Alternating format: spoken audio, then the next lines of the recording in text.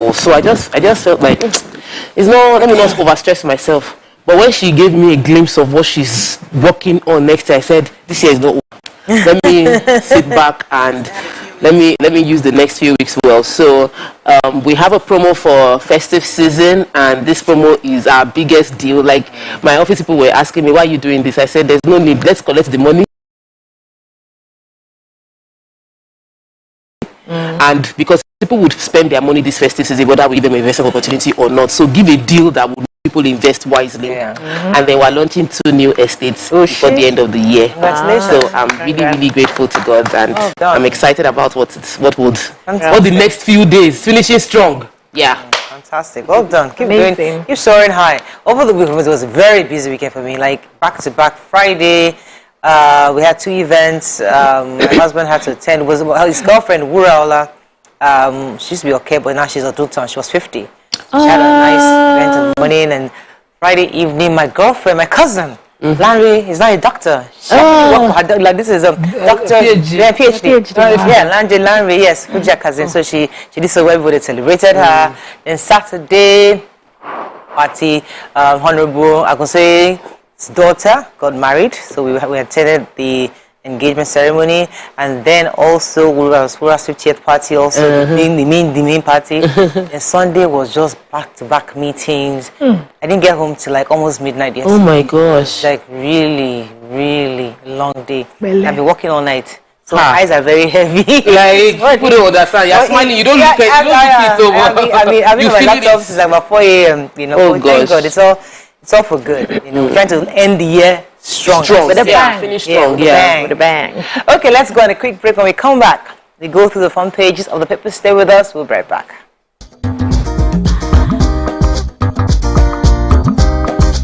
Stay tuned. Your View will be right back.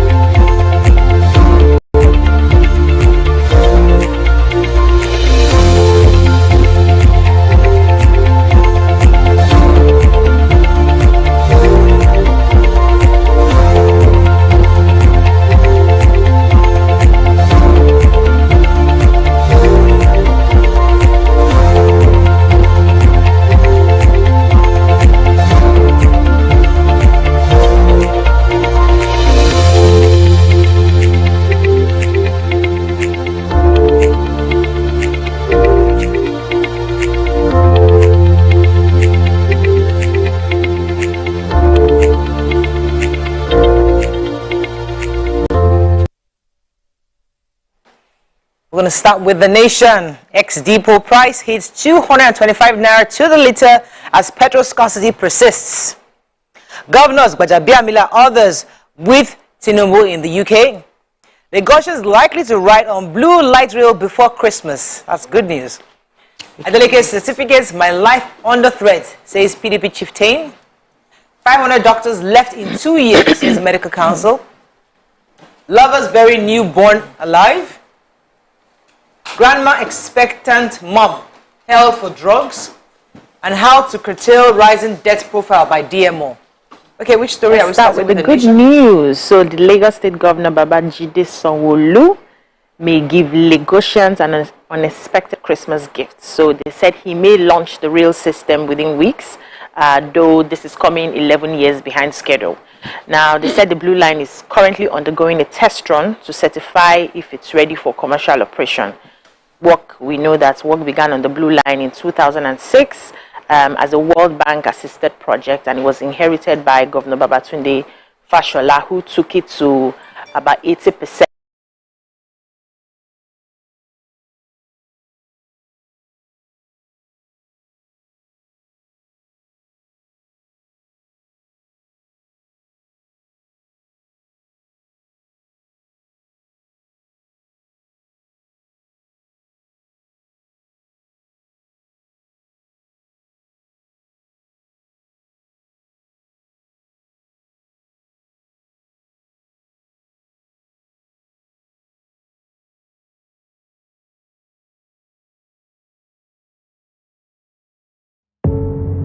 doubt and fear doesn't occur at the canvas, it shows in the canvas. It shows the newborn. So a 30-year-old woman, Balara Bashew, and a 25-year-old man, her lover, Amadou Saleh, alias Dan Kwairo, certainly involved in an immoral relationship. They had a pregnancy and a newborn that they dumped in the latrine somewhere and buried the baby. The police spokesman in Jigawa said that they rescued the baby from the toilet where it was buried, the latrine, and the baby was declared dead by a medical officer at the time they rushed the baby to the hospital.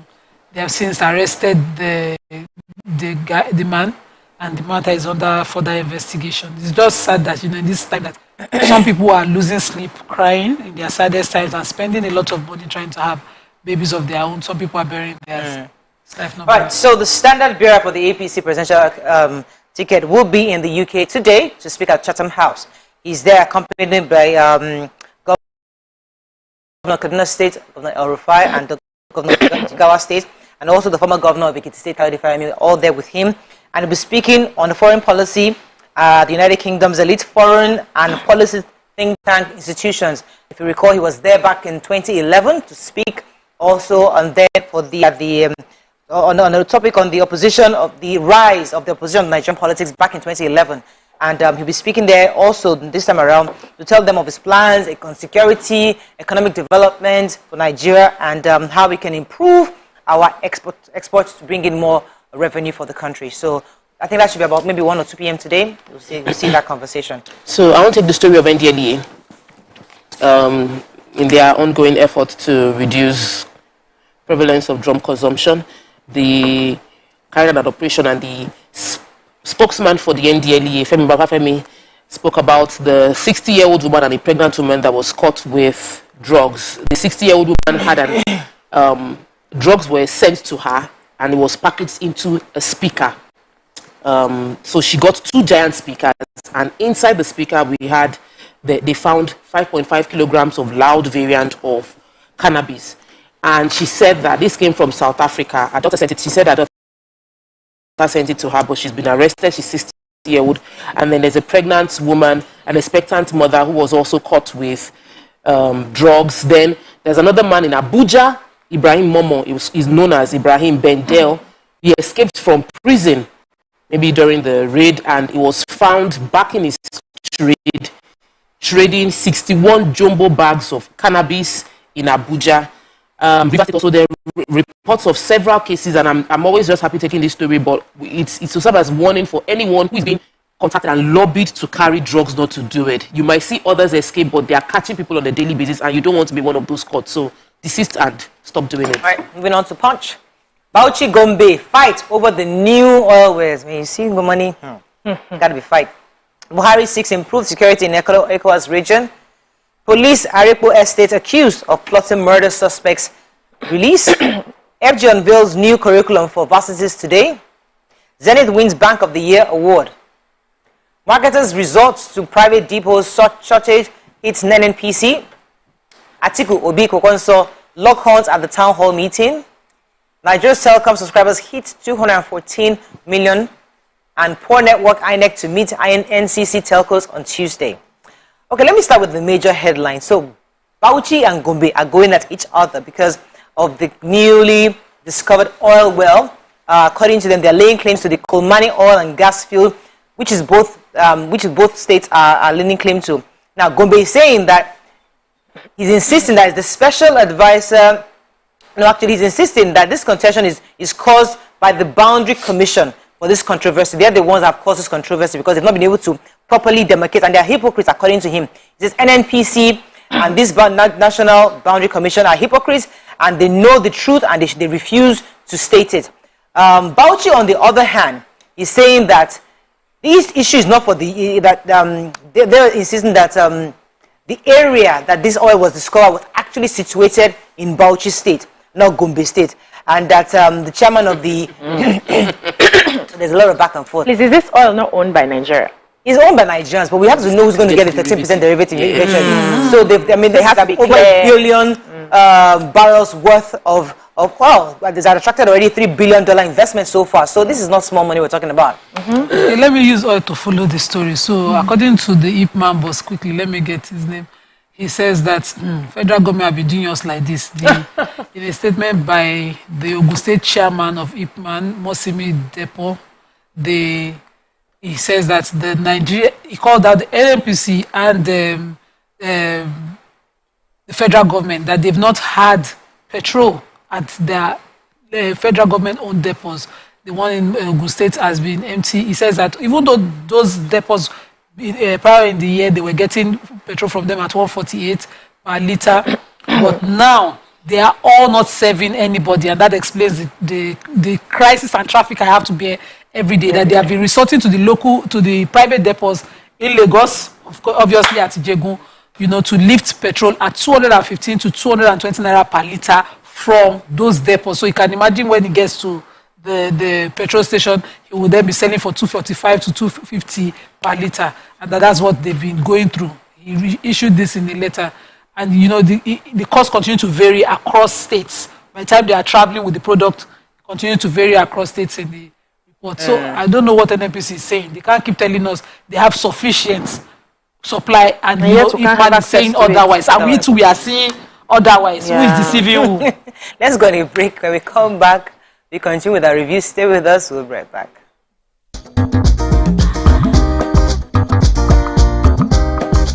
Stay tuned. Your view. Ikechukwu, Sunday, Okonkwo, aka Cross. Now your intro without Wow. So there's a name that thing that's. I'm just drinking because you say I should drink. There's no particular answer. You think it's only that can be wicked? What's the answer? Subterfuge. Eh? Yeah. They claim you did, but you said it just happened. That And it's called what again? Subterfuge. Such a fuge. SUBTERFUGE. So you look me finish from head to toe. You look at a person who go know what to become such. Yeah? The nude wasn't like a game plan. Or... I promise you, it was actually a mistake. Like it was sending it to someone, and it just mistakenly just went that. Yeah.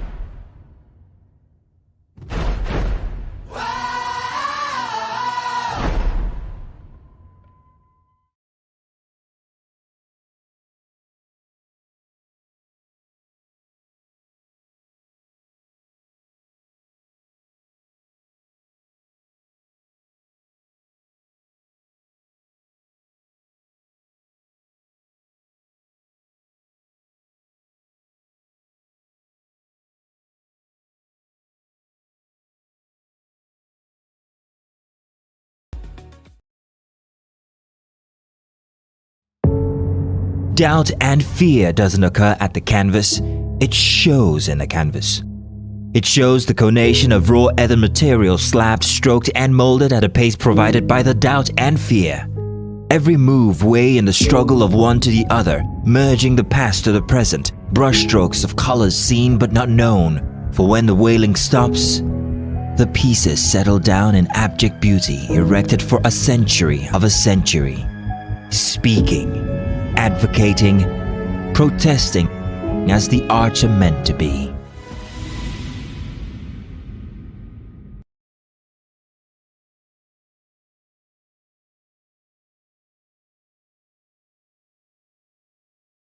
Ladies and gentlemen, please welcome showstopper, voice, stage, and film actor, CEO and celebrity mom, Oluwabamike Olawumi Adenibunyo, aka Two Shots in the Air, Bam Bam! This is mean. I feel set up today. My guards are down. It's not fair. Guys, beg for me now. I'm hearing them saying, please. No, can't hear anybody. Can't you hear it? No, they are saying you should actually drink. Oh, when me watch this show, oh, more history me. Drink it now. You must even up the game. Mama chased. Oh man, me. No.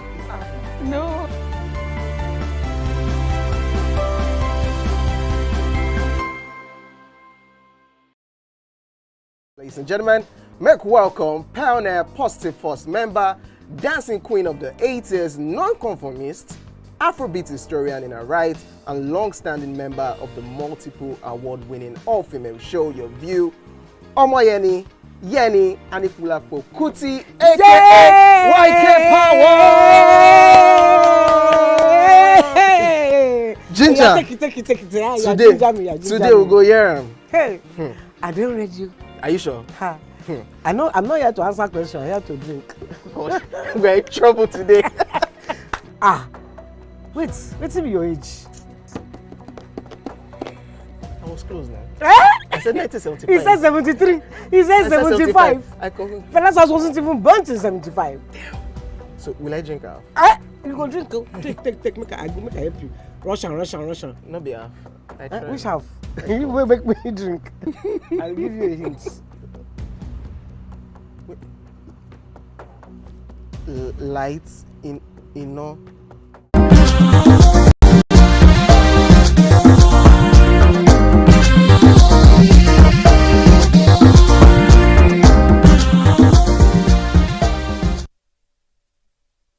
Thanks for staying with us. We're still reviewing Punch. Yes, you see how the story? Yes. So the police and the leadership of Havana Estate, Arepo, Ogun State, have been accused of plotting to bury a case involving a woman identified as a Motayo, who allegedly poured chemical on a 70-year-old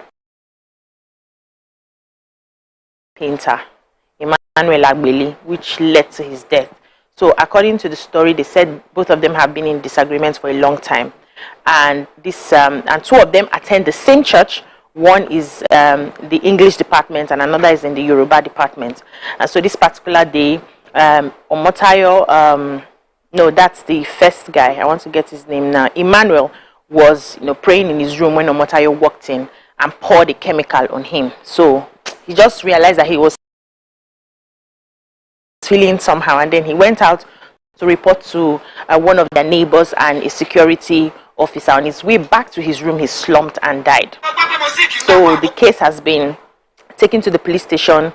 The Mrs. Omotayo has been arrested, and they are saying that there's a plot to, hide, just do away with the case, because this the victim's wife, the deceased wife, is poor.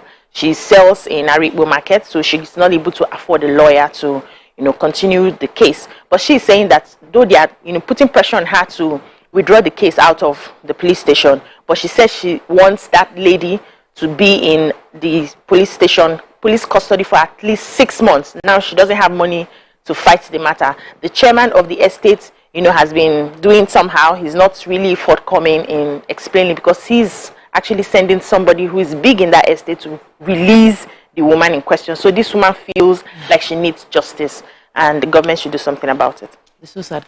INEC is in talks with NCC, that's the Nigerian Communication Commission. And the conversation came from the INEC chairman, Mahmoud Yakubu, who said that the plan is to transmit the elections directly from the 176,846 polling units across the country.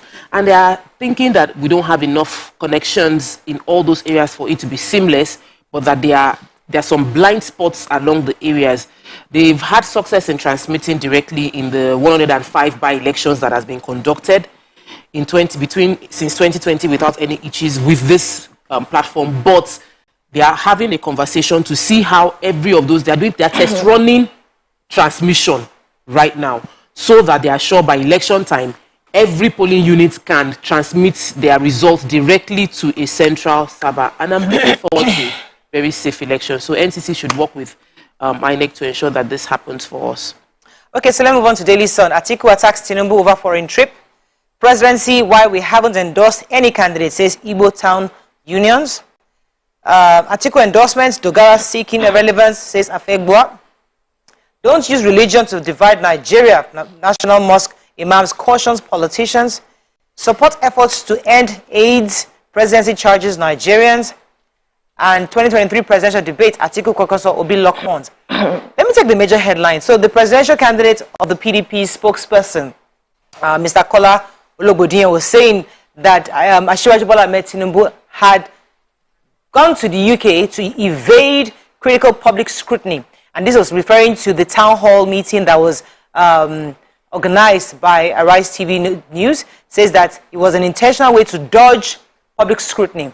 However, the campaign of the APC, somebody from the Directorate of Strategic Communications of the APC campaign, that's Mr. Timitokwe Ajayi, said that it was very clear that they had actually put scheduled in plan before Arise came up with this town hall meeting. They had a plan to be at Chatham House this weekend. He said that is a long scheduled international event, and they're going to be speaking with global audience on the plans for economy and security and what his foreign policy would look like. He said that the other second reason why they would not attend that town hall meeting specifically is because they believe that Arise is an impartial, and they don't consider Arise as a credible and impartial platform for debate, as they've stated before by their spokesperson, Mr. Bayo Onanuga, on Saturday. So they're reiterating the fact that they will not go on Arise, which is their prerogative. So the Imam of the National Mosque was speaking at the National Mosque Abuja was speaking at the National Interreligious Conference organized by the Kano State government,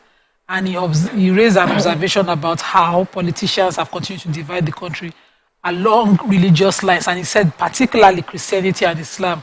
He says that they should be cautioned against using religion to divide the country.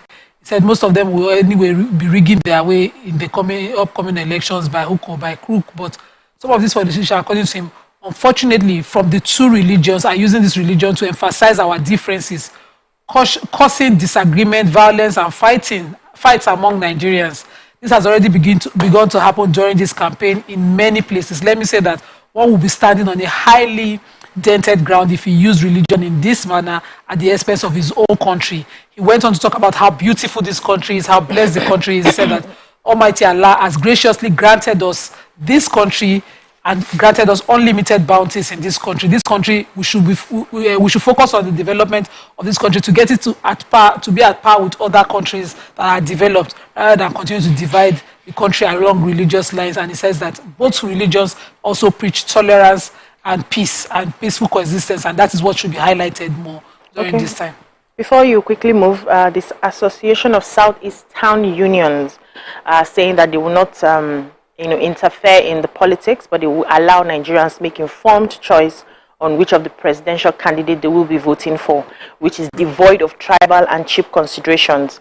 And then they will now go ahead and announce their preferred candidate. So they were impressed with how the youths have become politically aware in this coming 2023 elections, and they are appealing and asking that youths should come out en masse from different professions, artisans, just come out and show support, as well as get their PVCs, because if anything goes wrong in this 2023 elections, it's going to still fall back on the young people of Nigeria. Well, I want to take the story of NRC. So the Nigerian Railway Corporation has changed the prices of train transport from Lagos to Ibadan, Lagos to Abeokuta, and the commuters and passengers were complaining about how they were not pre-informed about this, even though the NRC released an internal circular saying they were going to increase the fares. So traveling from Lagos to Ibadan is now 9,000 for the 24-seater, from what used to be 6,005. What used to be 6,500 is now, what used to be 5,000 is now 6,500. What used to be 2,500 is now 3,600. For those going from Lagos to Abeokuta, what used to be 2,500 is now 3,000, what used to be 3,045. The prices have changed, even all the way to from Uromi to Itakpe and all across the nation. There's been changes in price, and commuters are complaining that they feel it is baseless and it is an undue hardship on them at this moment, just before the festive season. Vanguard, Health Nigeria needs 12,000 doctors annually, says MDCN, Medical Doctors Association of Nigeria. Security education key to poverty reduction. Atiku sets up committee to meet G5 Wike group. All gas can't feed Nigeria's growing population, says Obasanjo. NDPHC, vandals destroy 6 transmission towers, kills 1 in Rivers.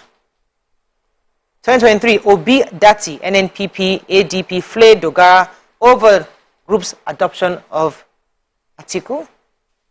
How we spent 13% oil derivation refund in Ondo, says Akeredolu. And Zenith Bank wins Bank of the Year Nigeria in Bankers Award 2022. Okay. Okay, the doctor's major headline. The president of the medical doctors, medical and dental, what's the breakdown again? MD CAM. Dr. Victor Makojola was speaking, and he said that Nigeria needs an estimated 12,000 doctors annually, and that he will take, the NMA then added that it will take 25 years to meet the 333,000 doctors that we need, so which is the ideal target to address the health needs of the country. He said that this is based on the WHO's, of 600 persons to 1 doctor analysis, that the ratio that was given, and that with the present exodus of our doctors leaving, it will take a while for us to make it up again. It's just sad, that there was a time when Nigeria thought this was a problem, and then they subsidized the education of doctors. They made sure that we're really now qualified health practitioners, only for them to take 1 step forward and take like 3 backwards by making it tough for them to practice here and unrewarding or motivating. And then you had our doctors leaving. So we're training for other economies while we're still in need of what we train to fill. It's just painful. Can I take the river story? So Abuja Niger Delta Power Holding Company has complained that vandals have vandalized they've killed 1 and destroyed 6 transmission towers. These are the transmission towers that bring power from the Afam to One in River State, and one of the vigilantes died. They killed 1 person in the destruction. Though Vanguard is saying that it didn't really affect the production, but these are facilities that cost money to put in place, and Nigerians are vandalizing the facilities, stealing properties, and costing more money, bringing hardship to the people that are supposed to be supplied by power in those areas. Let's help ourselves. Yeah, so quickly, former President Olusegun Obasanjo, it's a very short story, has declared that the growing population of the country, which is the oil and gas sector, can no longer feed the growing population of our country. And he was, advising that we need to pay more attention into farming and agriculture. Basically, that's how we can be able to feed our nation. So he said this while he was visited by the cultural Apex Sociocultural Group in Tivland, Benue State. They came to pay him a visit, and then he had a conversation on this. Okay, that's all we can take on Front Page Review. When we come back, we want to our topic of the day. Stay with us. We'll be right back.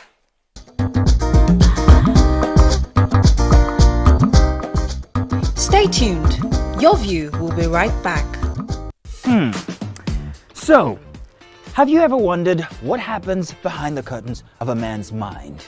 Or perhaps you're one of those who wonder what men talk about when they gather. Well, here goes. Imagine what it takes to put together the perfect cocktail. Or maybe mocktail. We need a bit of sports, a sprinkling of current affairs, some very deep topical issues,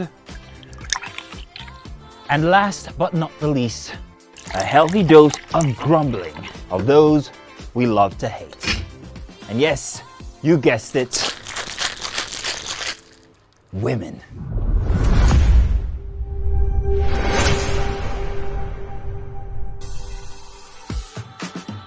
So, if you catch the drift, then you're onto something. We will provide you with the right insights into most of your curiosities, right here within this beautiful cocktail we call the Black Table.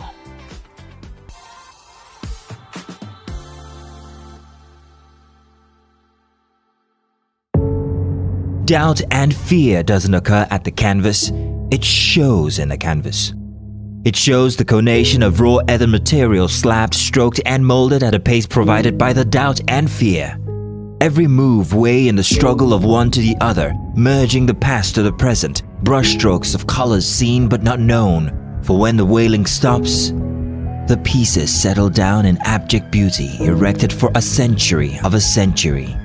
Speaking, advocating, protesting as the arts are meant to be.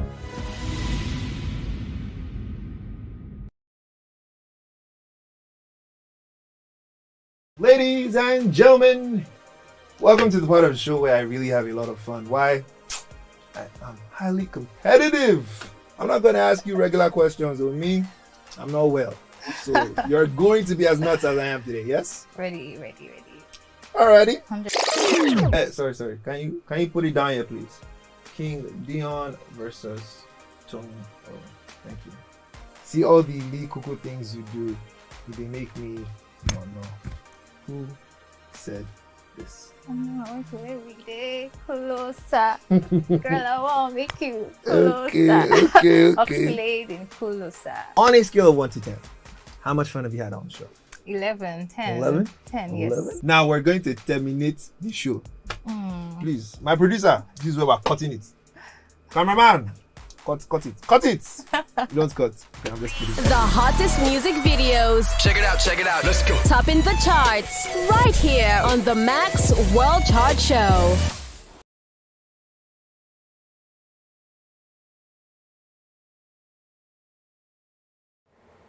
Come closer. A little bit more. Perfect. I have exciting news for you. You asked for it and you got it.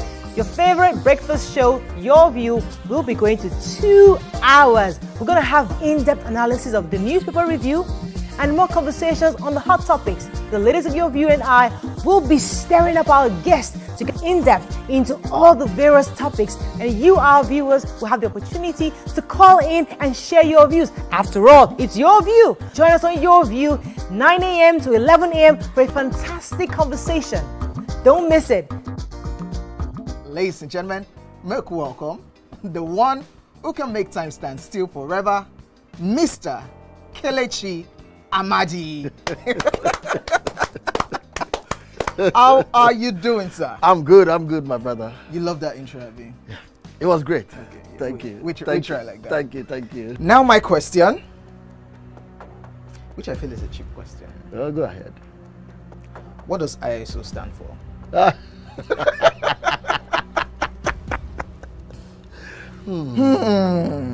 That is it. I think I'll drink. No, you're joking. I'm not joking. Kelechi Amadi. No. Shay, you didn't whine me. You're whining me now. I think I'll drink. Huh? No problem. Okay. I've always known this as ISO. I never bothered to know what it means. I know what it means, but I never bothered to know what the acronym means. Tell me the brand of camera that I use, so much so that I even became an ambassador. That's very easy.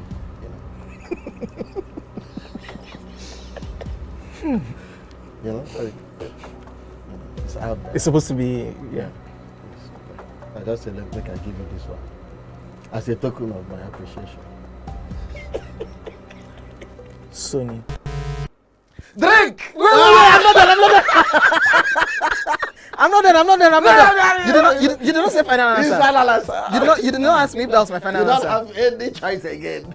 It's only Nikon. how many cameras do they have? My Nikon. friend to drink. I gave you a very easy something. Nikon now.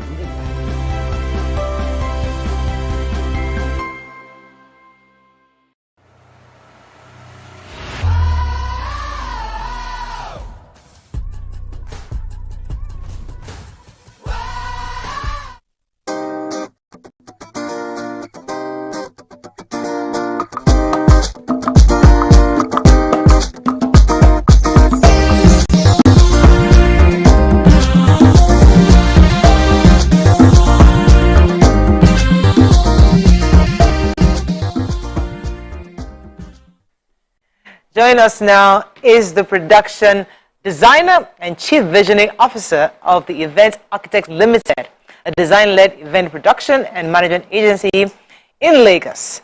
Welcome with us, Funmi Victor Okigbo, popularly known as FVO. Welcome to the show. Thank you so much. FVO. So tell us what you do exactly. Yes. Well, like you said, I see myself as I'm an enhancer. I'm an experienced designer. I like fixing things. I like making things better. I like solving problems. Right. But right now I happen to be in the event space. So events is my playground, is my platform for now.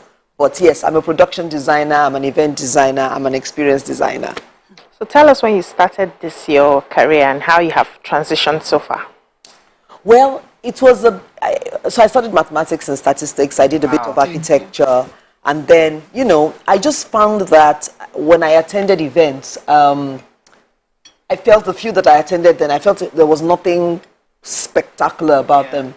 I felt you go for one event, you've attended it all. And I felt it was a time waster to get somebody to leave their home, spend 3 hours in traffic, you sit down and all you give them is food, right? So I felt, how can we make it more exciting, make it worth their while? Yeah, and design an experience for them. So that's how I got into it, and the rest, like they say, is history. Okay, so let's talk about how you started the unofficial Christmas party. And the gap that you think what was significant in that process itself? So while working with corporates, right, we did a lot of events for corporates. I saw how they struggled to do their end of year parties, right? Because if, for example, you were going to do an end of year party here, you set up a committee, you get an event planner, there'll be times, and that's not to knock event planners, I'm one, right? But that time on process of you leave your day job to go and attend to that, planning themes and all that, we just felt, you know what, let's just do a plug and play end of year party. You show up with your team, you sit down, you have fun, and you go. Also for people who wanted to reward their clients, because I get hampers every year, and some of them are just you know, they are not personal enough, and I end up sharing it to other people. So if somebody wanted to, how do I say, thank me and give me a ticket to the unofficial Christmas party to have a 3-course meal, enjoy good entertainment, and the opportunity to network and meet other people, I think it's a worthwhile gift. I would prefer it to a hamper. So aside from this annual Christmas party for corporates, you also organize something monthly. Yes. Yes. So you have the big birthday bash. Yes, the big birthday bash. Yes. And it's sort of like you're trying to recreate how we do events. Yes. Doing this group. Yes. Group occasions. How has that been, and what exactly are you trying to do? So funny enough, the unofficial Christmas party started in 2014. This is our 9th year. Wow. Yes.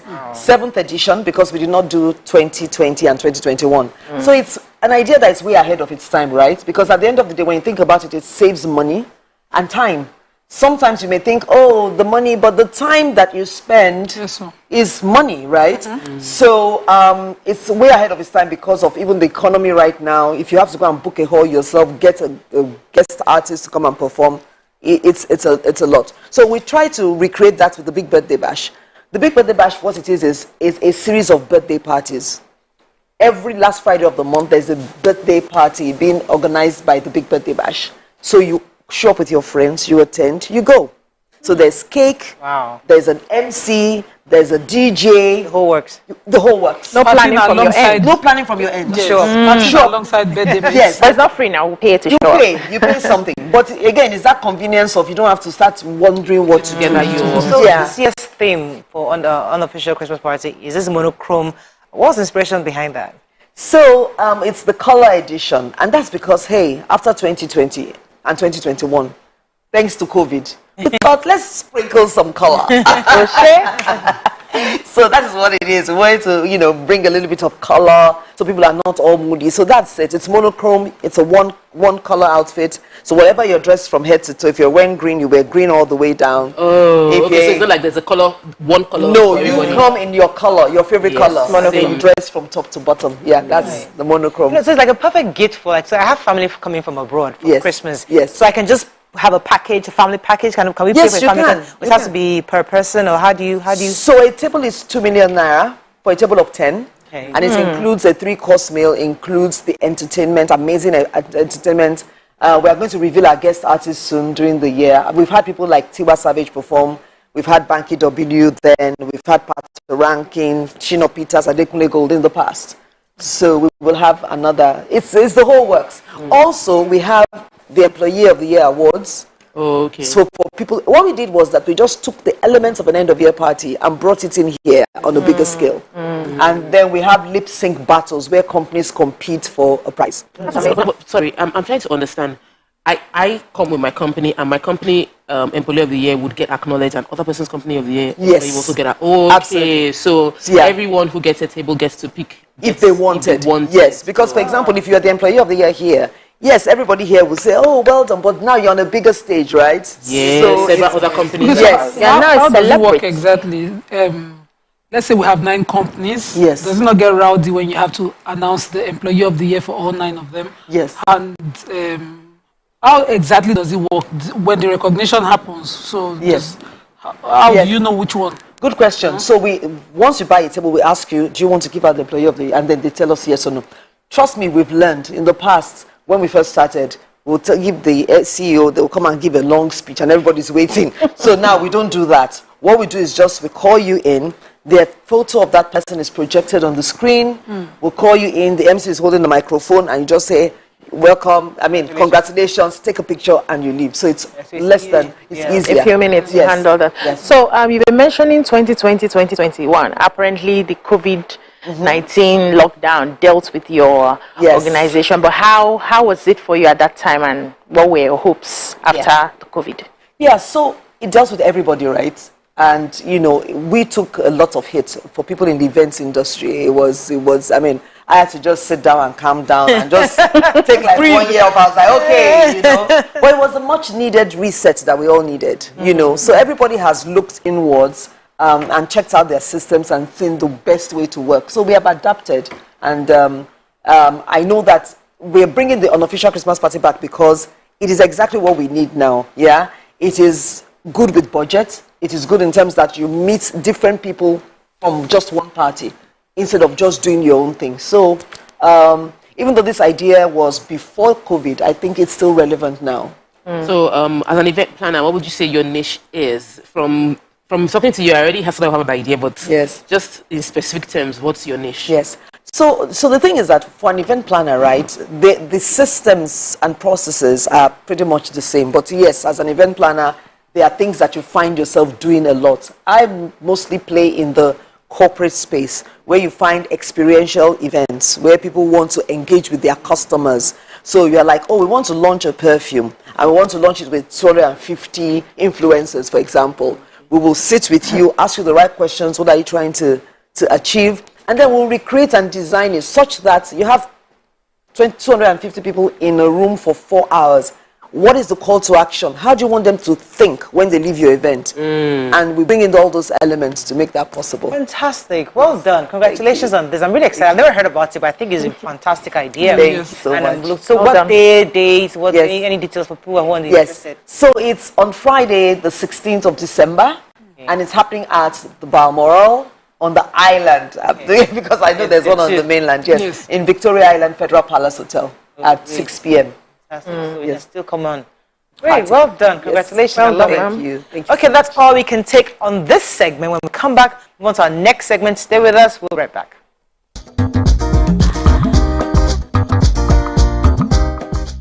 Stay tuned. Your view. Ladies and gentlemen, make welcome pioneer Positive Force member, dancing queen of the 80s, non-conformist, Afrobeat historian in her right, and long-standing member of the multiple award-winning all-female show YourView, Omoyeni Yeni Anikulapo Kuti, aka YK Power. Ginger. Take it. Today we'll go here. Hey, I didn't read you. Are you sure? I know. I'm not here to answer questions. I'm here to drink. We're in trouble today. Wait till your age. I was close now. I said 1975. He said 73. He said 75. Fellas wasn't even born in 75. So will I drink half? You go drink. Take. Make I help you. Russian. No be half. Which half? You will make me drink. I'll give you a hint.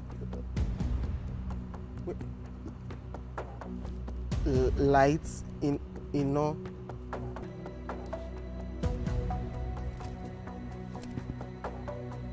Nepa Road. Nepa Road in Abeokuta. First of all, my brain cannot memorize everything. A big black bug. A big black dog. Bug. A big black bug. Oh, sorry. A big. It don't start. Ọmọ fẹlá. Ọmọ Aníkúlá Pókùtì. Wọ́n rò pé kí ni kékeré yìí. It's by Audison. It's not by Audison.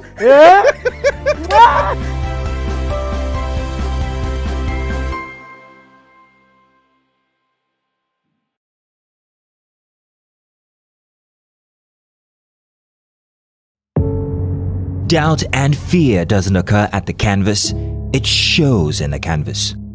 It shows the conation of raw earthen material slabbed, stroked and molded at a pace provided by the doubt and fear. Every move weigh in the struggle of one to the other, merging the past to the present, brushstrokes of colors seen but not known. For when the wailing stops, the pieces settle down in abject beauty erected for a century of a century. Speaking, advocating, protesting as the arts are meant to be.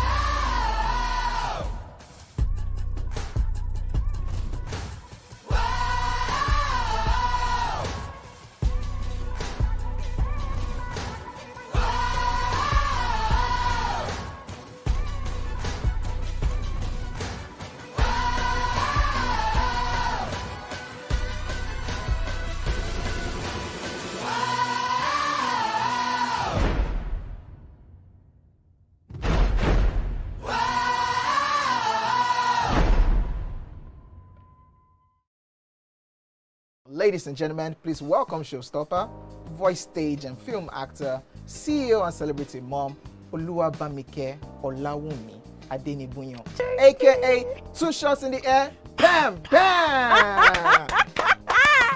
This is mean. I feel set up today. My guards are down. It's not fair. Guys, beg for me now.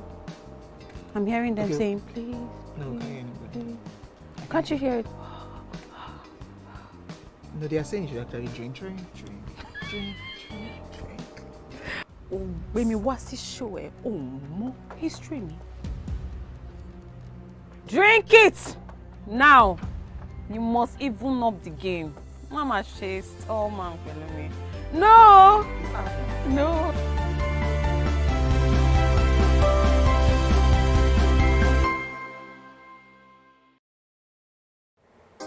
Come closer.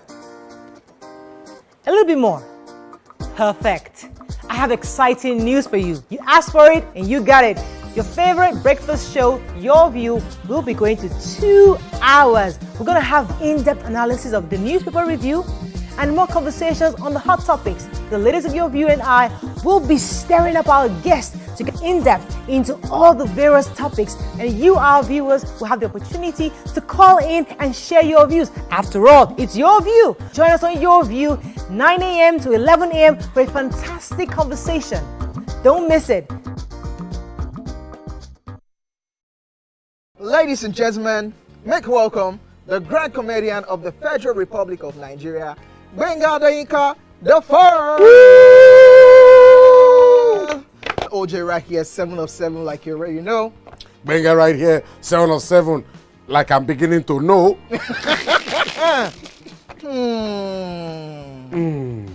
It's now time for the questions. You don't scare me one bit. Bata, I go drink. So. Okay. So now one chance for enter. My first question. Do you remember the names of the winners of that edition of StarQuest? Of course I do. Why do you? And I hate myself for this. Because I have this question for you. Final question. No. Where outside Nigeria and what year? Think you're the only one that can be wicked. I am thinking because I know back in the day. Don't think. Answer my question quick. You are thinking too much. I don't like it.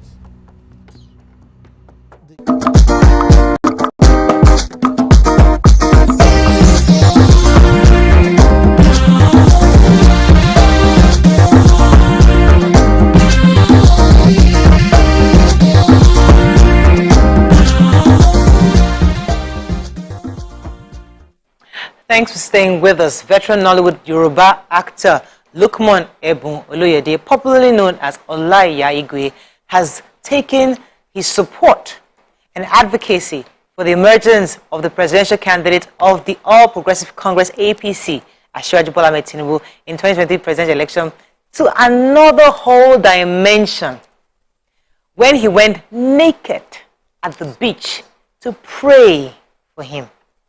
Joining us on the show is the man himself, Mr. Ebun Oloyede. Welcome to the show, sir. Oh, good morning. Good morning. Good to have you on the show. So you broke the internet this weekend. Everybody was like, what is going on? They turn it to that. Exactly. I don't have that in mind. Tell us exactly what it was about. Well, I thank God for giving me the opportunity to be on this program. Okay. I am here to tender my explanation. I am not here to tender any apology. Okay. But I want people to know the reason why I did what I did. Okay. Bola Ahmed Tinubu, Asiwaju, has done a lot in my life. And I've repeatedly said it on some of my interviews. I don't want to waste much of my time to repeat it again, but I will go straight to what I did last 4 days ago. The reason why I did it. I was asked to stand up and to go and do it spiritually. I slept. I am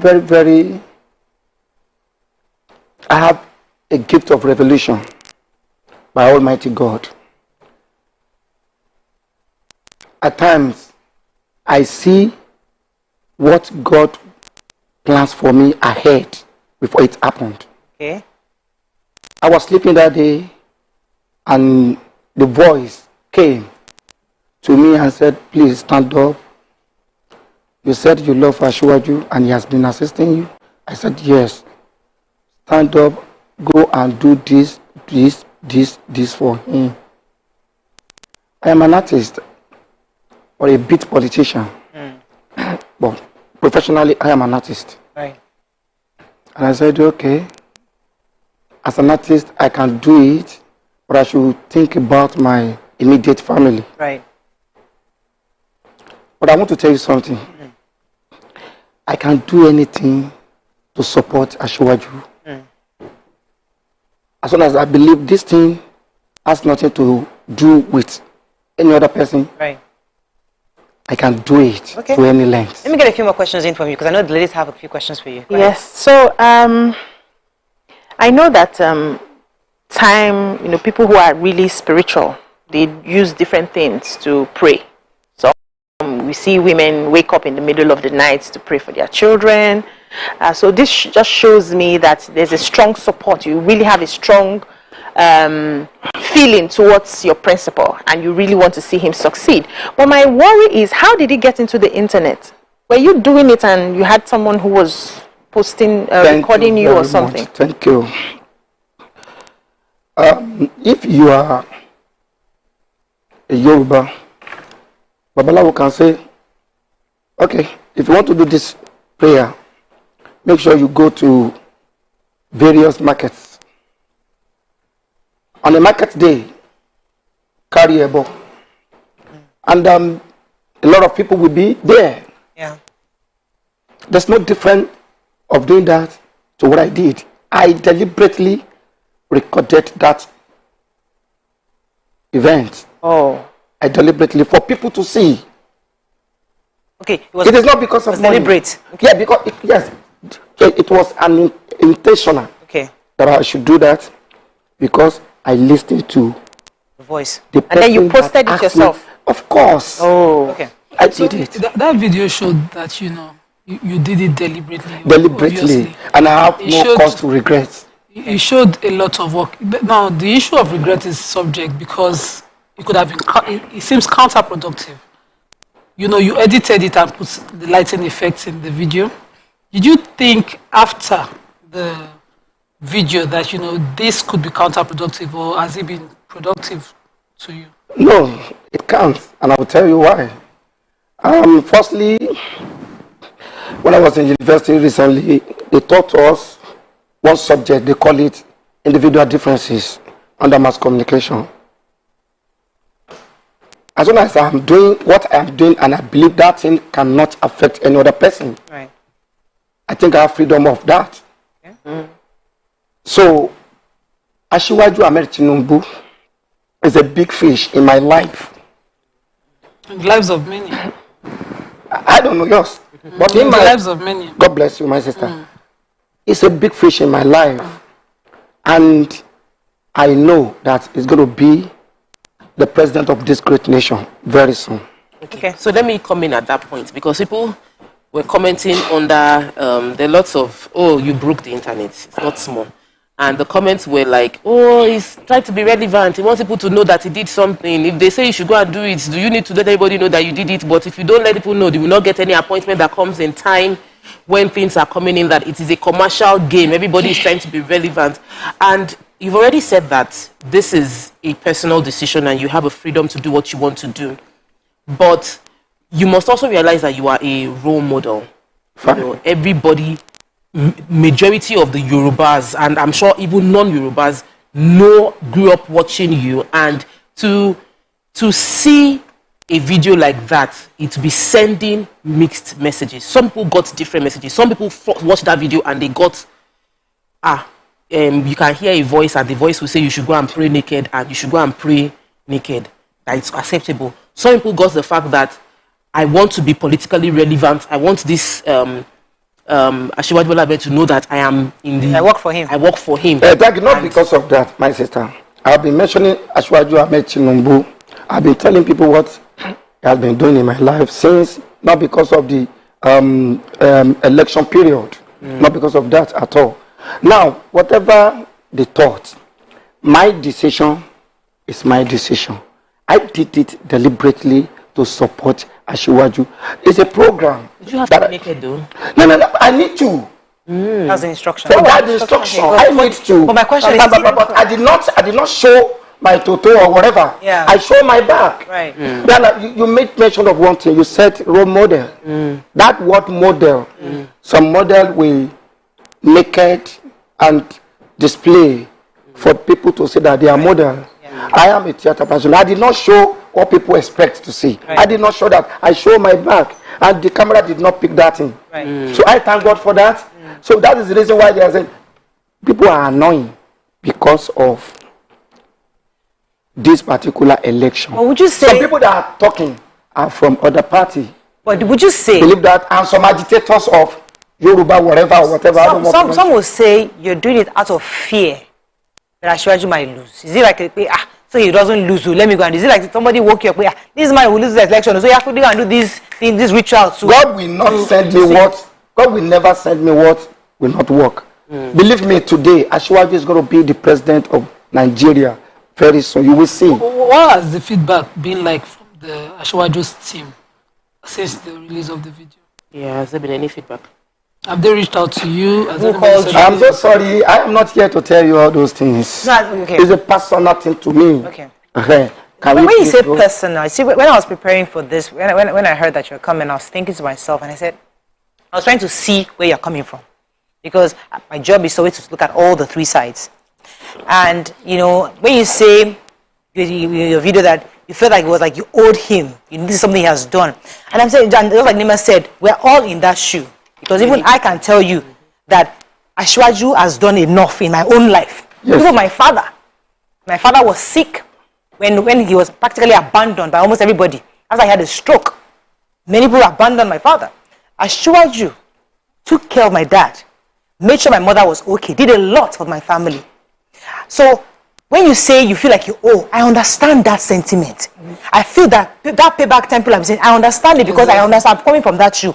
But will I go to the extent to go naked to prove that? Or is this the best? Is that the best way to show this man the gratitude which many say that payback time? So that's the question. You've mentioned your own experience. And earlier I have said I taught about one subject when I was in university. Yes. That's individual differences. What you cannot do does not say I cannot do it. Okay. My own, as well, you can be described as a product. I am a marketer. I can advertise, or even spiritually or physically, I can sell my product the way I want it. I can go at length to support Asiwaju in any. Okay. Are you a Muslim or a Christian? You want me to tell you the truth? I'm an allergic. Let me drink water on this one. What does that mean? My name is Alhaji Lukman Ebun Oloyede. So what does that mean? That's Muslim. It means I'm a Muslim. Okay, Muslim did not permit that. Okay, just Muslim did not permit that. Okay. But forget about religion this time around. Okay. I heard you went traditional. Not traditional. Oh, don't put me spiritual. Where I don't. Yeah. I had a voice. That's what I told you. You put the religion aside. Let me just quickly. Then we're going to break. When we come back, we continue our conversation. Stay with us. We'll be right back.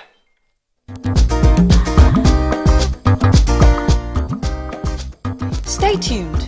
Your View will be right back. So, have you ever wondered what happens behind the curtains of a man's mind? Or perhaps you're one of those who wonder what men talk about when they gather. Well, here goes. Imagine what it takes to put together the perfect cocktail. Or maybe mocktail. We need a bit of sports, a sprinkling of current affairs, some very deep topical issues, and last but not the least, a healthy dose of grumbling of those we love to hate. And yes, you guessed it, women.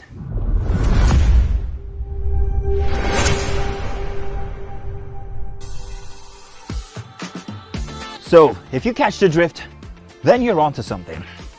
We will provide you with the right insights into most of your curiosities, right here within this beautiful cocktail we call the Black Table.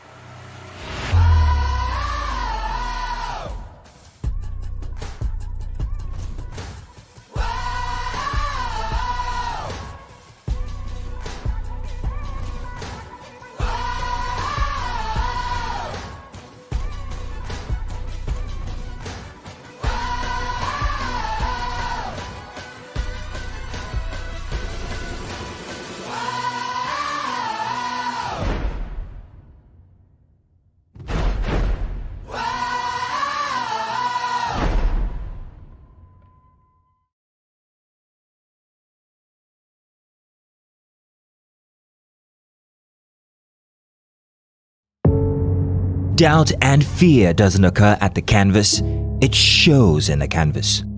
It shows the conation of raw earthen material slabbed, stroked and molded at a pace provided by the doubt and fear.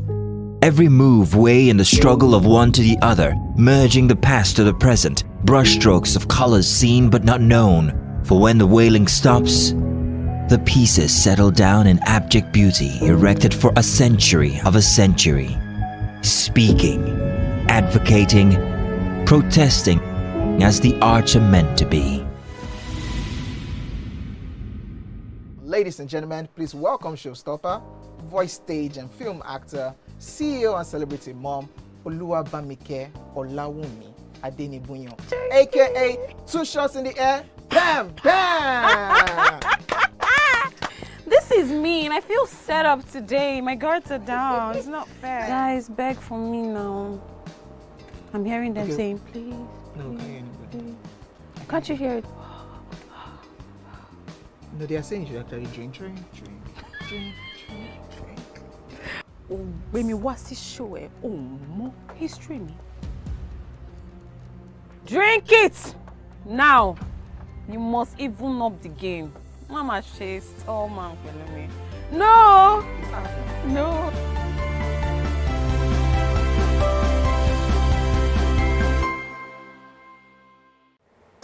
Come closer. A little bit more. Perfect.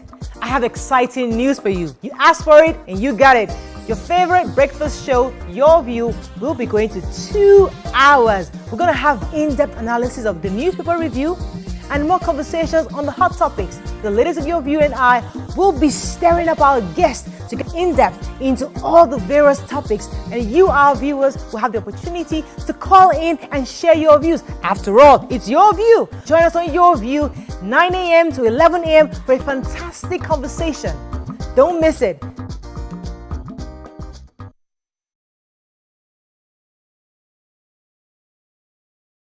Ladies and gentlemen, make welcome pioneer Positive Force member, dancing queen of the 80s, non-conformist, Afrobeat historian in her right, and long-standing member of the multiple award-winning all-female show Your View, Omoyeni Yeni Anikulapo Kuti, aka YK Power! Ginger! Take it. Today we'll go here. Hey, I didn't read you. Are you sure? Ha. I'm not here to answer questions, I'm here to drink. We're in trouble today. Wait till your age. I was close now. I said 1975. He said 73. He said 75. Vanessa wasn't even born till 75. So will I drink half? You go drink. Take. Make I help you. Russian. No be half. Which half? You will make me drink. I'll give you a hint. Lights in no.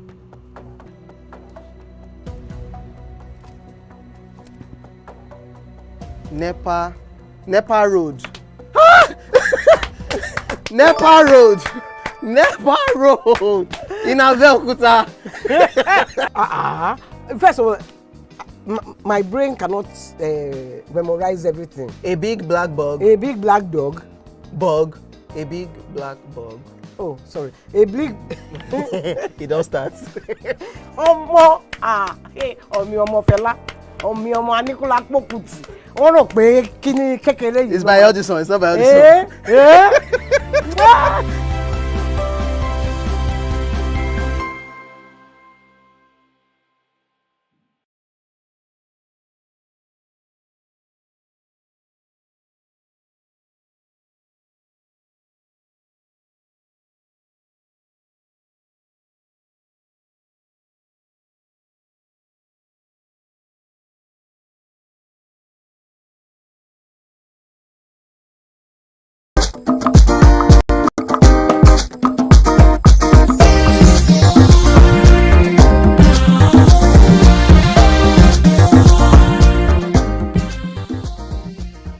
Thanks for staying with us. We're still discussing with our guest. Tope had a question for him. So we've had this conversation a few times concerning the impact of Nollywood on our people, how Nollywood makes people see traditionalism. You can go and meet a babalawo and they will tell you this is what you should do.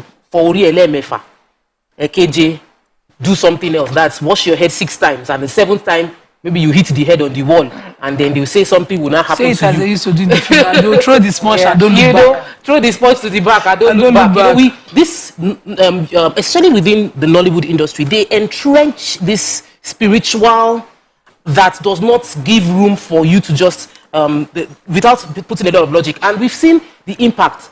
Small children, I want to be Yahoo boy. Another person will say, I want to go and they should cut soap for me so that I will do it. So we are not seen as something to aspire towards. And your actions now outside the movie, and so that they say it's our culture, that's what people do around. And we've argued it's not culture, it's skinny core, it's not culture. But now you've taken it out of movie into real life. When we sit in the movie, you say nobody does this. But sir, you are a well-known person doing this. How would you feel if other people start saying they also heard voices and they are going to the streets, that the voice told them they should stand in the middle of the street and dance naked? Well, that's their own problem. If God did not tell you something and you went straight, you go out and do it, well, you will see the end of it. You will see the result. So I don't need to tell anybody not to do it, but listen to the voice before you do it. Very simple answer.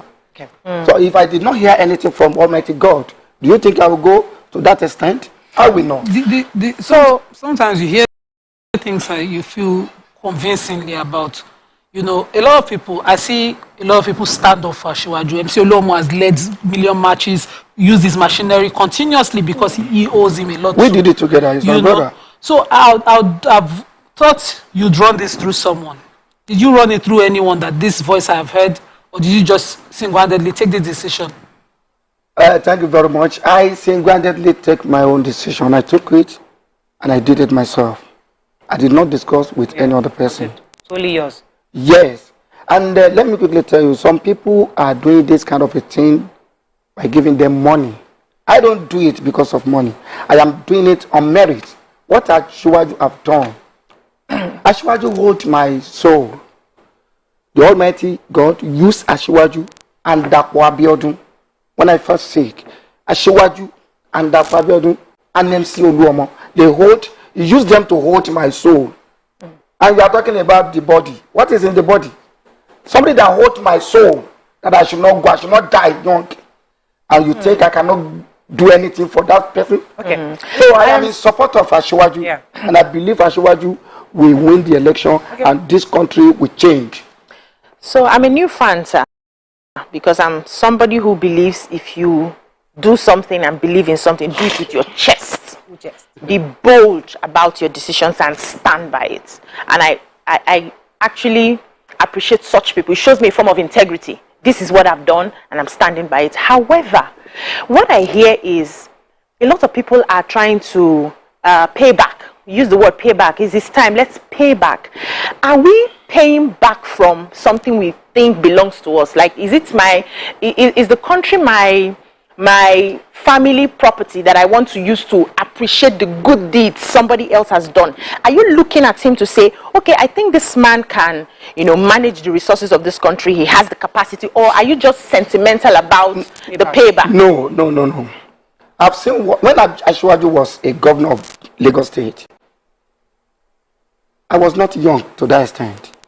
I'm a mature person. Then, I saw what he did.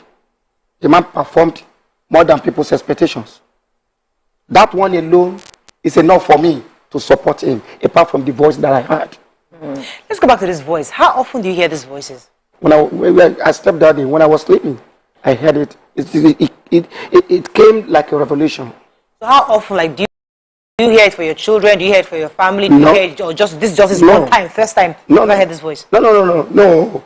That's been happening to me on series of matters. Okay. Different matters. Different matters. Where you heard the voice, and this voice always tells you to go naked. I used to that. Yes. This voice always tells you to go naked all the time. Thank you very much. It did not. I did not do that before. Oh. Have you ever seen me nakedly on social media? I'm just asking.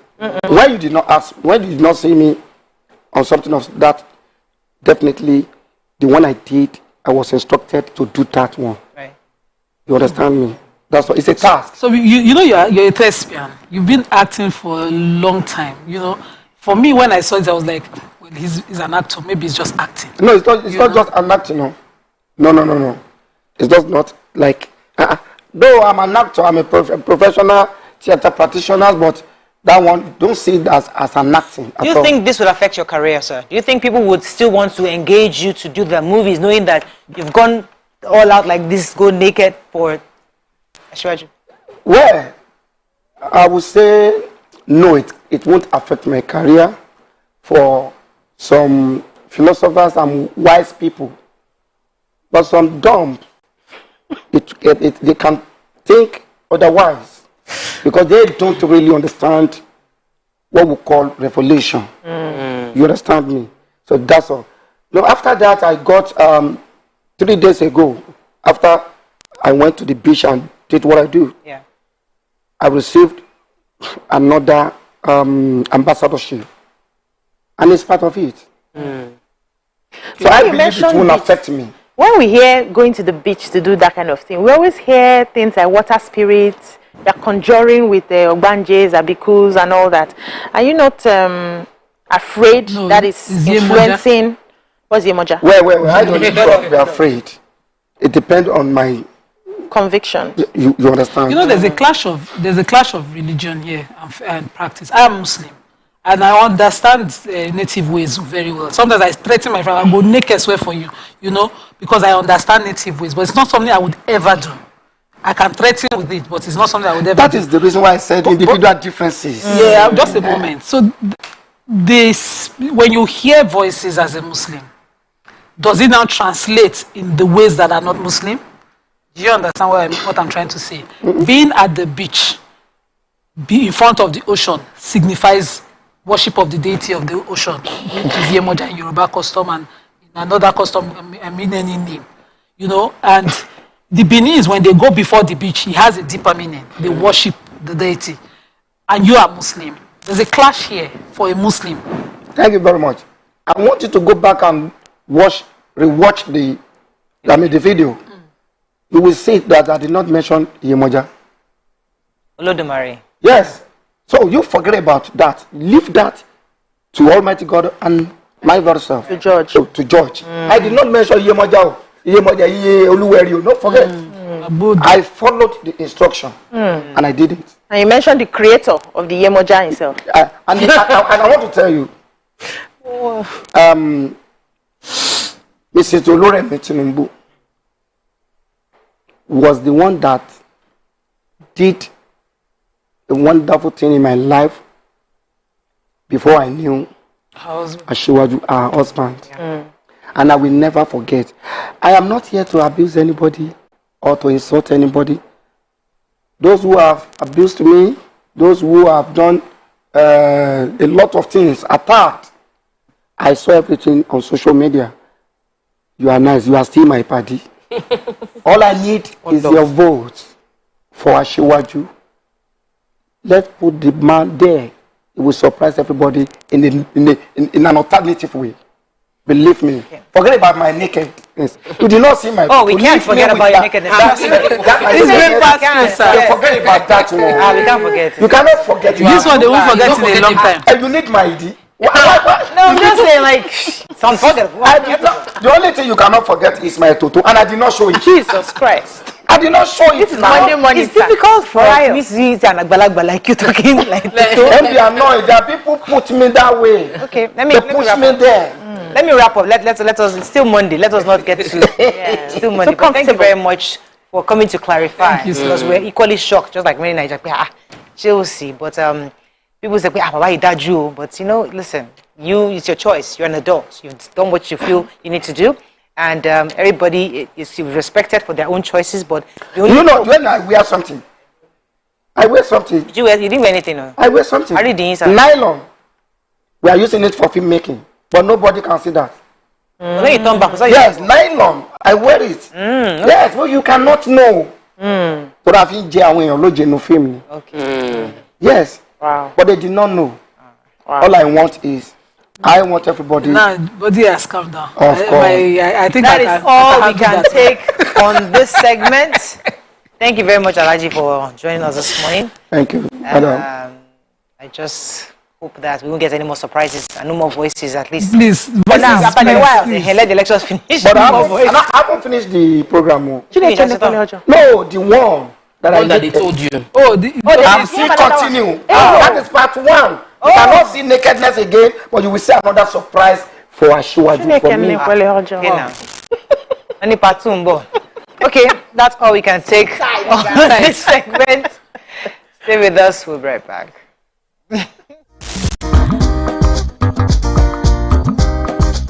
Stay tuned. Your View will be right back. So, have you ever wondered what happens behind the curtains of a man's mind? Or perhaps you're one of those who wonder what men talk about when they gather. Well, here goes. Imagine what it takes to put together the the perfect cocktail, or maybe mocktail. We need a bit of sports, a sprinkling of current affairs, some very deep topical issues, and last but not the least, a healthy dose of grumbling of those we love to hate. And yes, you guessed it, women.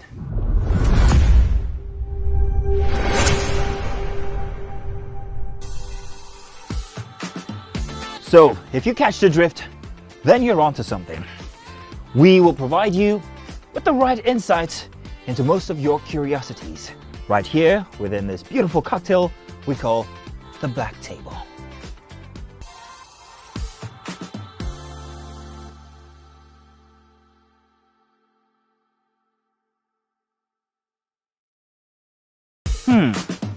So, have you ever wondered what happens behind the curtains of a man's mind? Or perhaps you're one of those who wonder what men talk about when they gather. Well, here goes. Imagine what it takes to put together the perfect cocktail, or maybe mocktail. We need a bit of sports, a sprinkling of current affairs, some very deep topical issues, and last but not the least, a healthy dose of grumbling of those we love to hate. And yes, you guessed it, women.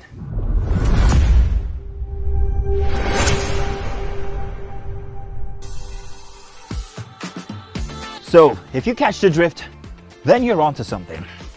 We will provide you with the right insights into most of your curiosities, right here within this beautiful cocktail we call the Black Table.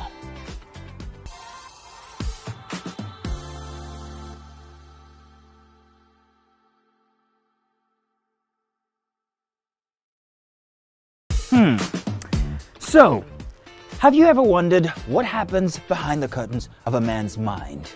Or perhaps you're one of those who wonder what men talk about when they gather. Well, here goes.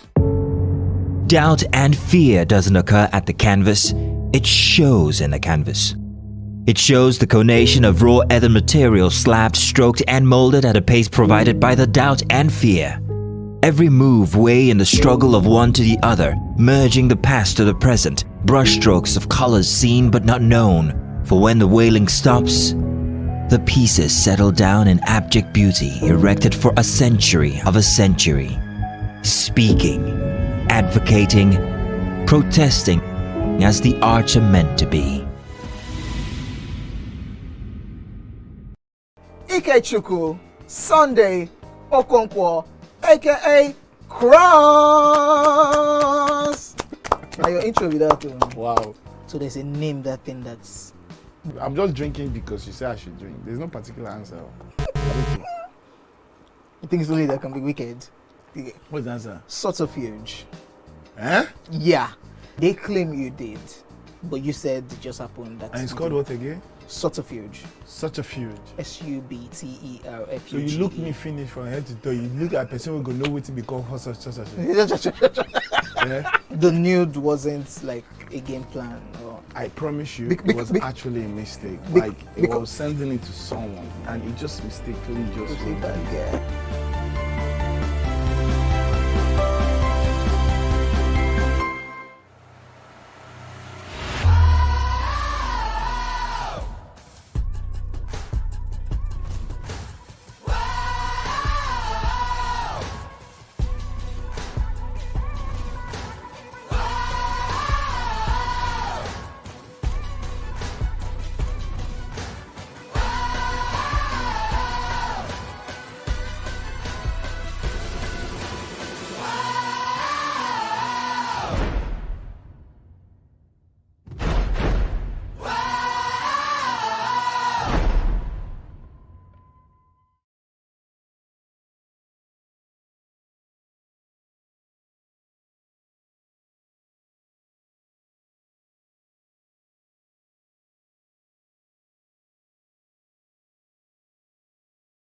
Ladies and gentlemen, make welcome the one who can make time stand still forever, Mr.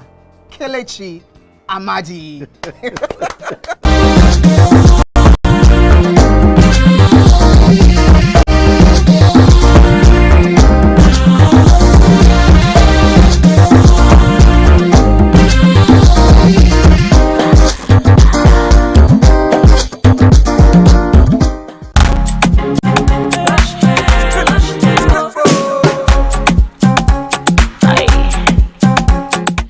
Lush hair, be beautiful. Thanks for staying with us. So last week, Wednesday, the Federal Executive Council, FEC, approved a national language policy for the country. According to the Minister of Education, Malam Adamu Adamu, the policy would institutionalize teaching in primary schools in their mother tongue. Now, we discussed it a bit last week when we heard, but on the show we'll be having in very soon the Chairman House of Representative Committee on Basic Education and Services, Honorable Professor Julius O.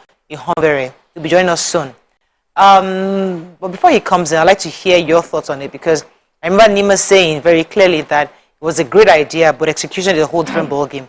What are your thoughts on this, on the fact that this is being considered, and this is something that how effective do you think it will be? I don't like to. PC would like to let me let you start because. Okay, so I personally like this. I think this is a step in the right direction. I've compared most superpowers, and I've seen that they start their instruction in their local language. I was saying recently to somebody that, have we noticed that in Africa we don't have science textbooks done in our local languages? All over the world, if you go to China, you go to Russia, you go to India, you go to some countries, you see that their science textbooks, their textbooks for schools are done in their local languages, and it gives the children a proper understanding of those concepts, and that's why they are able to build technology that the world is using. But the only thing we have in our local languages is the Bible. In different local languages. We don't have textbooks in local languages. So this, for me, is sort of a deliberate attempt to keep Africa in the dark, where we are focusing on religion. We are forgetting how to build things that will make our lives easier and put us on that platform. So this, for me, is like a wake-up call. Nigeria is now saying, let us do this mother tongue, instructions in primary school. And people have been saying, okay, which mother tongue now will you pick? We have different, languages, different ethnic groups. Which one would you pick? I would say that if I want to believe that there will be proper planning for this. It's going to take a long time, and the Minister of Education has also said it. There'll be proper planning in such a way that each center, whatever dominant language is spoken in that center, will be the language that will be taught in school. So if, for instance, I move to Lagos State, I should be okay. We are talking about being one Nigeria. I should be okay for my children to understand Yoruba as the local language in this. And if I don't like it, I can move back to Delta State so that they understand maybe is Yoruba or Igbo or whatever dominant language is spoken in that place. That way, we're able to build a one Nigeria, not just for the academic purpose, but then everybody can, because when you're filling forms, they don't say which mother tongue language do you speak, they ask you what languages do you speak. Let me leave it here for now. You finish it. I've not finished anything. I was born in Lagos, and I come from Yoruba passos. Both. No, I learned Yoruba in the university. I've said it. I read Yoruba through childhood. Read and studied. I had A's in Yoruba, but I couldn't speak it as fluently as I do now until I was in university, and I learned it because of couscous and gossip. But I remember in primary school, my parents had this exact clash, because the federal government at the time had issued a language policy thing where they were advising schools to teach in languages. So 3 compulsory languages were issued in my school then: Igbo, Hausa, Yoruba, in primary school then. Because of this difficulty, my parents opted, just as you said, for the Yoruba language which was spoken here. All my Alawiye books from, and so a certain, there was this public policy book my dad brought home. It was written, struggled to read it and find interpretation. I remember that struggle.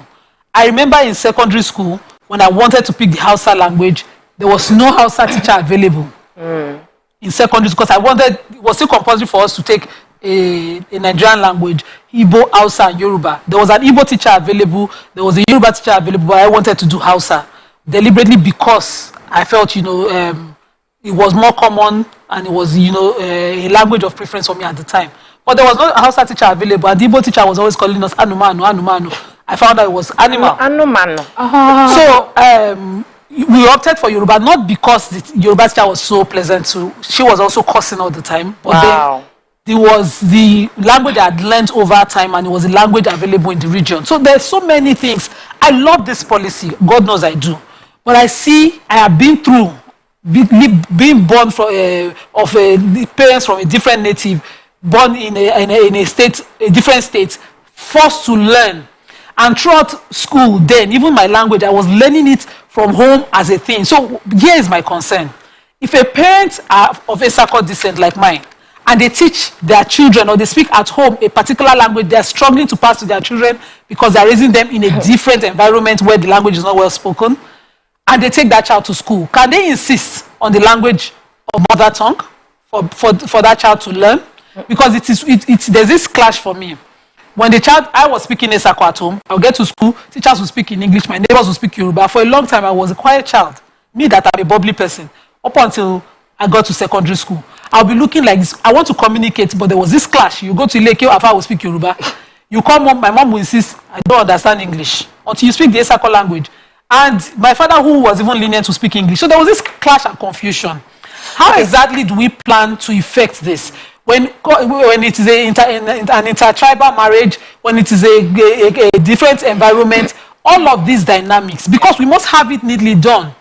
The way my parents sorted it out was a lot of deliberate work. Buying the books, doing the exposure themselves. What is the federal government policy? How is it going to be implemented? Have we foreseen these clashes? What are we doing to take care of them? Okay, let me bring in our guest. I'm told that Honorable Professor Julius Ihovere, ON, member, representative, O1 Federal Constituency, is on the phone with us. Good morning, sir. Hello, sir. Hello, sir. Okay, we're having connection issues. So let me come and hear your thoughts on this issue. Do you agree with it, and do you think it's a good idea this time?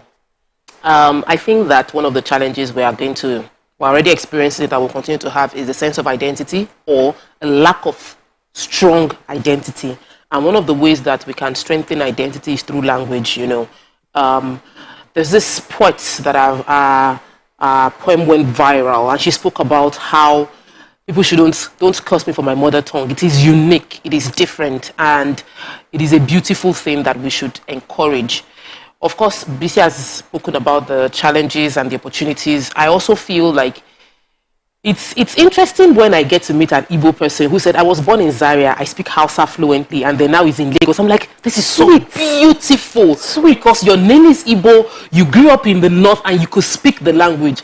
And I think that's the beauty it must happen. Wherever you grow up, you should understand, you should be able to communicate with people that are there. And even children psychologically can learn 3 languages, multiple simultaneously without any stress. So we should let children expand in true sense what they have capacity to do, and it will also generate employment, because people go to university to study Yoruba and they don't have jobs. They end up being in the bank or end up as administrators somewhere. So if you go and study Yoruba or go and study Igbo, you should be able to further that knowledge you have gotten and put it into human beings. Then morals are stronger in our native language. There is the way you will say it, there are some proverbs that there's no way to say it in English. It's just better in Yoruba. Strong proverbs that go deep into our subconscious to help us understand the things that English cannot help us communicate. So I believe that as a nation, dealing with identity crisis, dealing with corruption, building a more unified system, we need to go back into our language. All right, so let me bring in our guest, because I have a few questions for him also. Honorable Professor Julius Ihovere, welcome, sir. Are you there? I'm here. Thank you very much. Good to have you on the show. So this issue that we're discussing, the fact that they're trying to institutionalize local language teaching in our primary schools. Do you agree with it? And do you think the modalities will be put right to execute this properly? Thank you very much. First is to commend the federal government and the relevant ministries for thinking through this issue at this time. Nothing could be better in terms of trying to get our children to begin to understand and learn and communicate in their local languages. However, I have my doubts. As Chairman House Committee on Basic Education, we have no knowledge about the processes that led to this announcement. This is the problem in the country. People are not carried along, stakeholders are not carried along. I don't know what level of consultation they have gone through. I'm not aware that the existing languages that they want to be now deployed have been adequately studied and reduced into writing at a level that they can be used for instruction. I am also not aware that they have identified the relevant institutions that will be in charge of developing these languages, ensuring that they are deepened and expanded to cover much more than the English language can communicate. Thirdly, I am not aware that as of today, they have even made any efforts to recruit and train instructors and teachers in the local languages that will be used to teach these children. And even that they have carried parents and communities along so that they can even have informal or non-formal teachers in the communities that are well versed in the local languages that could assist the teachers that have been so trained. So I just hope it is not one of those announcements designed to make people happy. That government wants to bring our local languages in.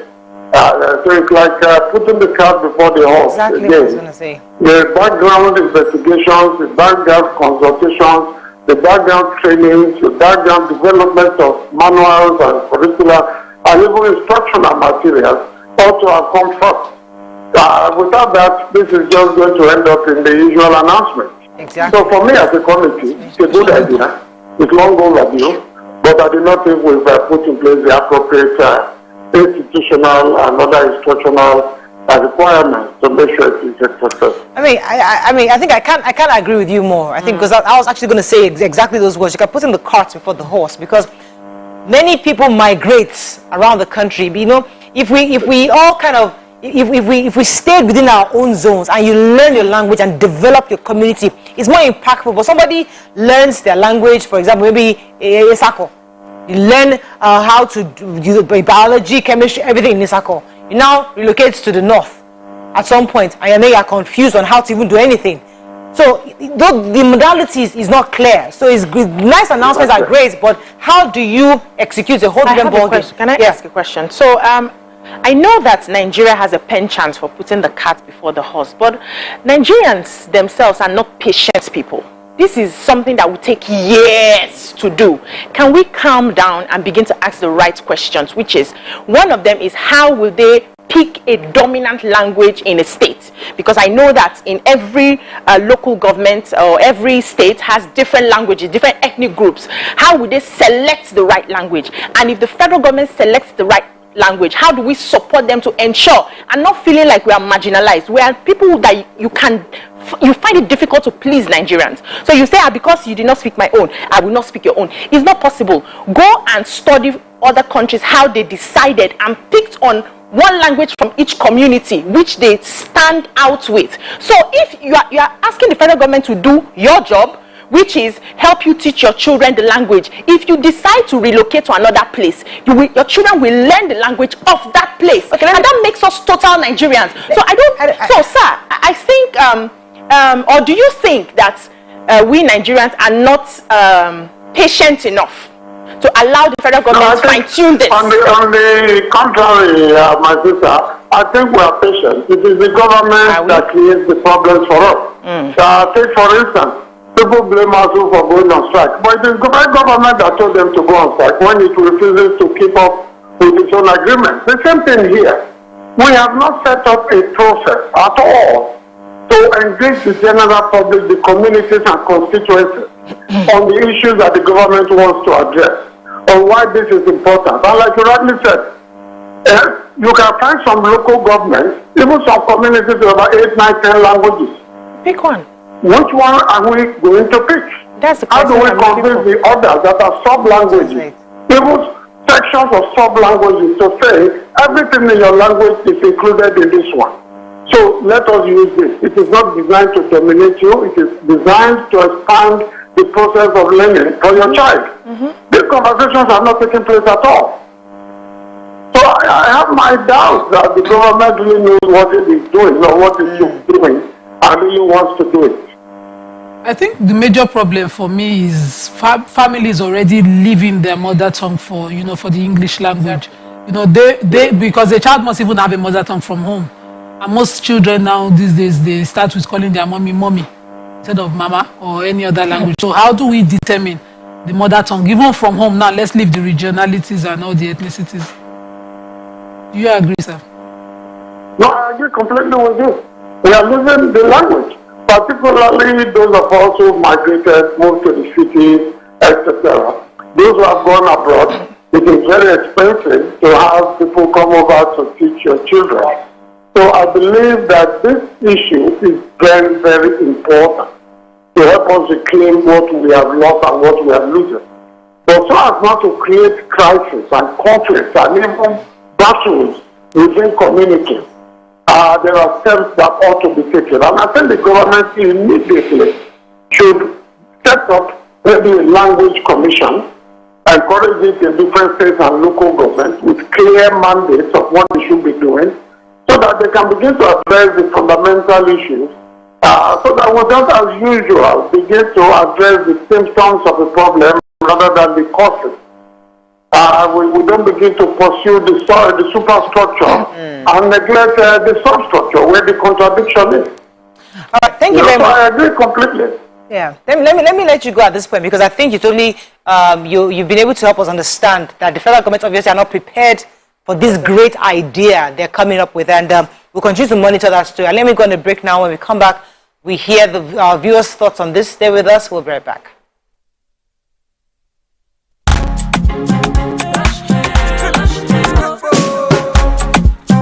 Ladies and gentlemen, make welcome Pioneer Positive Force member, dancing queen of the 80s, non-conformist, Afrobeat historian in her right, and long-standing member of the multiple award-winning all-female show YourView, Omoyeni Yeni Anikulapo Kuti, aka YK Power. Ginger. Yeah, take it. Today we'll go here. Hey, I didn't read you. Are you sure? Ha. I'm not here to answer questions. I'm here to drink. We're in trouble today. Wait till your age. I was close now. I said 1975. He said 73. He said 75. Fellas wasn't even born till 75. So will I drink half? You go drink. Take. Make I help you. Russian. No be half. Which half? You will make me drink. I'll give you a hint. Lights in no.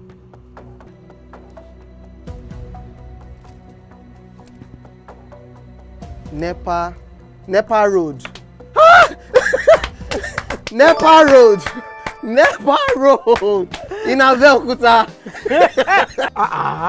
First of all, my brain cannot memorize everything. A big black bug. A big black dog. Bug. A big black bug. Oh, sorry. A big. It don't start. Ọmọ ọmọ fẹlá. Ọmọ Aníkúlá Pókùtì. Wọ́n rò pé kí ni kékeré yìí. It's by Audison. It's not by Audison.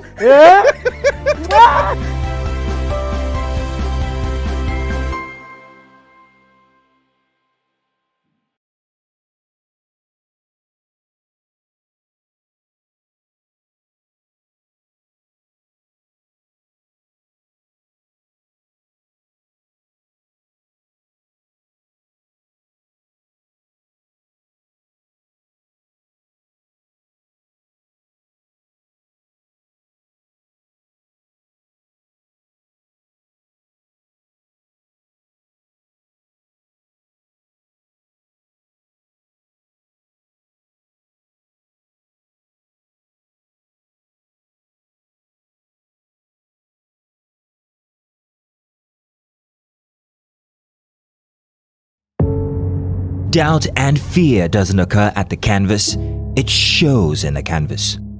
It shows the conation of raw earthen material slabbed, stroked and molded at a pace provided by the doubt and fear. Every move way in the struggle of one to the other, merging the past to the present, brushstrokes of colors seen but not known. For when the wailing stops, the pieces settle down in abject beauty erected for a century of a century. Speaking, advocating, protesting as the arts are meant to be.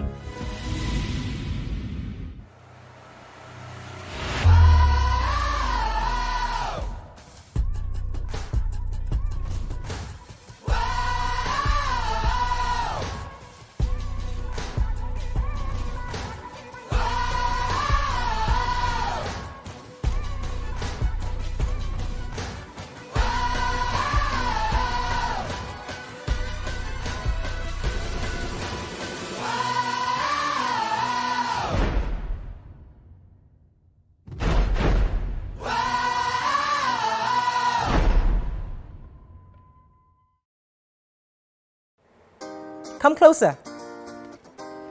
A little bit more. Perfect. I have exciting news for you. You asked for it and you got it. Your favorite breakfast show, Your View, will be going to 2 hours. We're going to have in-depth analysis of the newspaper review and more conversations on the hot topics. The ladies of Your View and I will be stirring up our guests to get in-depth into all the various topics, and you, our viewers, will have the opportunity to...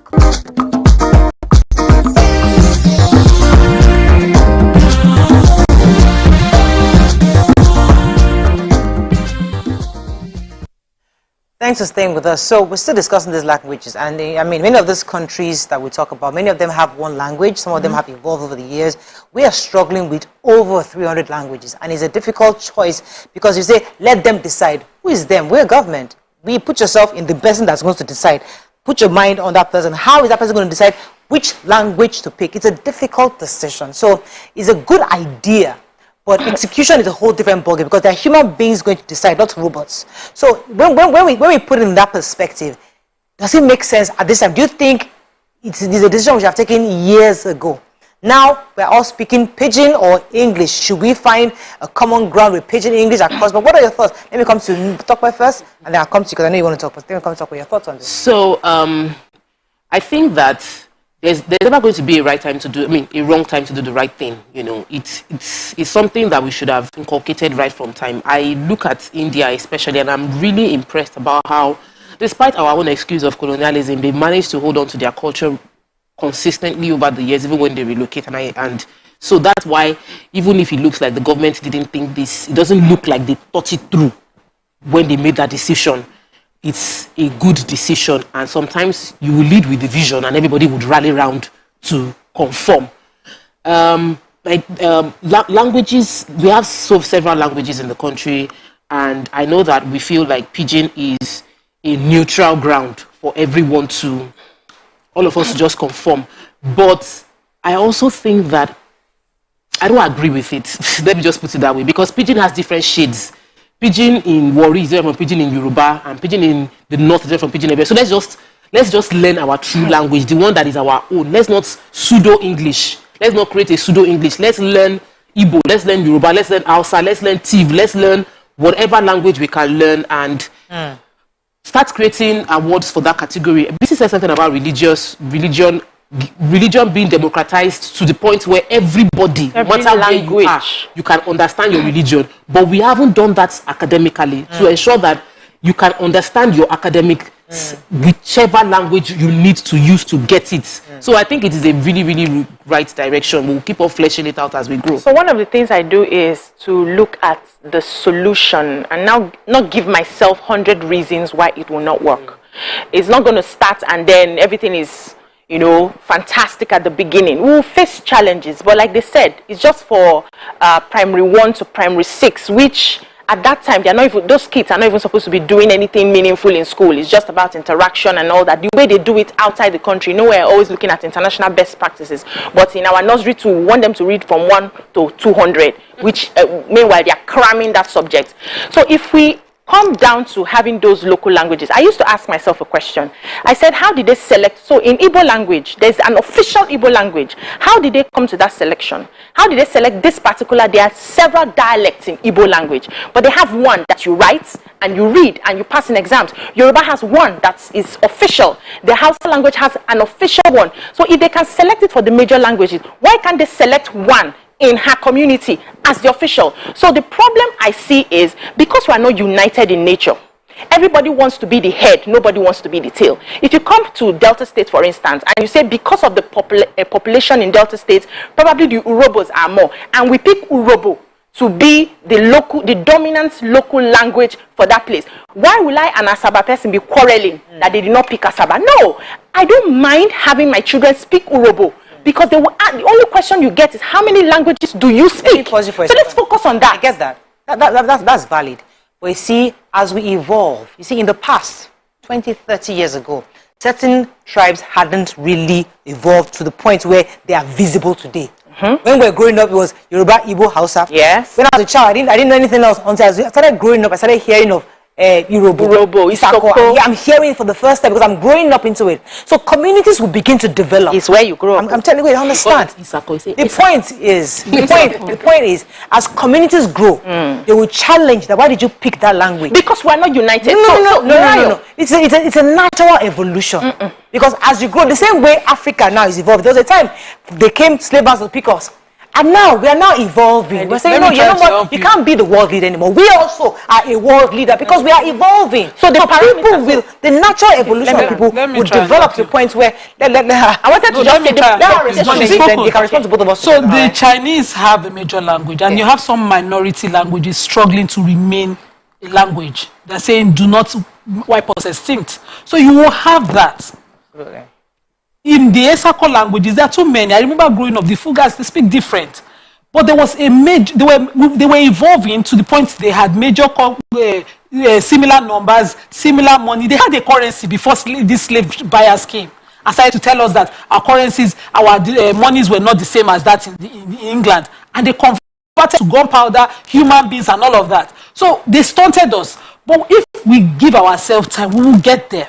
What is important is what BC said. The developmental stage of a child is in primary school. Let that child understand the most important thing, which is to speak something that is cultural. There's no culture without language. Every culture has a language. I want to support Tokwe that we cannot have a form of pidgin as any I don't even agree, But let us have a language that everybody would understand. By now, if they have left us, I will understand Igbo.